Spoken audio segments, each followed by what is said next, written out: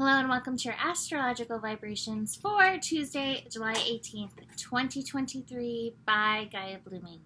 I'm Mimi and our energy mantra for today is to feel is divine. So we are coming out of new moon energy. We just had the nodal shift. Interestingly enough, when the node shifted, I actually got a headache, and Aries rules the north node. So, interesting energies. I've got my two Leos over here, Mahalo meowing for attention and Joe holding up a water gun to try to make me laugh. So the Leo moon energy, laser cat eyes, the Leo moon energy is engaged and moving forward, and that's good. Bringing those moments of playful will support you over the next few days. The next few days, stuff is potent. So we have the nodes essentially squaring Pluto. We'll have a few days where it actually is in exact square, feeling that tension, but that tension can erupt at any point. We're in the last few days of Cancer, so the feels are up to move through these energies. We have Pluto in the place in its orbit where it's closest to the sun. So its energy is more pervasive right now with that. And we're building to this Venus retrograde, and we're building into a Mars-Saturn opposition.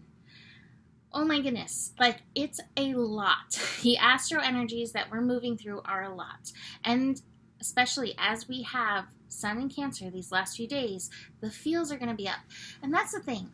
With the North Node in Aries, there's a call to action, so to speak, but emotions are an action. I always think that emotions can also be the E, right? Energy in motion.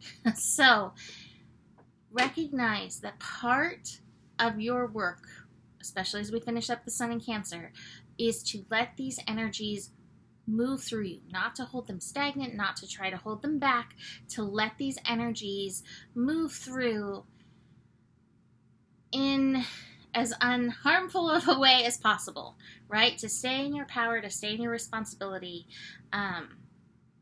but to let the energies move through. Today, we don't have too much going on besides all that background stuff. We still have the Venus Yod as well as we build to this retrograde. So pulling through the eye of the needle with lots of love to support. The only major connection we have today is the moon and Jupiter in a square. So Jupiter in Taurus, moon in Leo. This could bring up value, worth issues to be processed, probably pertaining to your inner child. This can also, anything that you feel coming up today could be kind of like little heads up as to what you may be going through when Venus does go retrograde in Leo, because both those energies are kind of engaged. Venus is the ruler of Taurus, and Venus is currently in Leo where the moon is. So watch for those little spices coming up. And as the day goes on, as Pluto nears its closest point and builds to an opposition with the Sun, you may find issues around power and control coming up. You may also get some beautiful insight around this, so hold space for that. This week is really tough on relationships. If you have noticed, all of a sudden there's a bunch of actors and actresses who are suddenly separating and divorcing. This time is so karmic to help align things, so just keep that in mind and find where you can find that alignment specifically in relationship with yourself, and that will help all other relationships. Ding! I don't know if you could hear that ding. So I love these two cards together, Beyond Illusion and the Master together. We're getting beyond illusions. We're listening to the cosmic plan that's within us. We, as part of the universe, have the answers within us.